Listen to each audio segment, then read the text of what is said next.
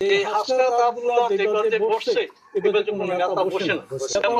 আমরা জাতীয় পার্টিকে দেখছি, আওয়ামী লীগকে দেখছি, হ্যাঁ, তারপরে বিএনপিকে দেখছি।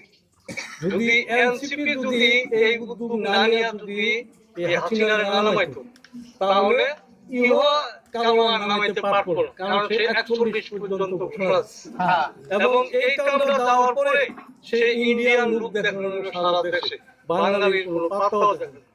কারণ আমরা ঢাকা সিটিতে থাকি, আমরা জানি তার পরিকল্পনা।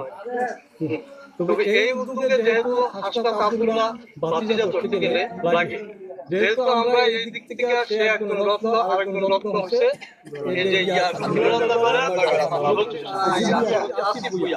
তাহলে আমরা এই সুযোগটা আমরা হাতছাড়া করতে চাই না। আমরা প্রাণ দিয়া জীবন দিয়া সব দিয়ে করছি না, বহু জন্য করছি,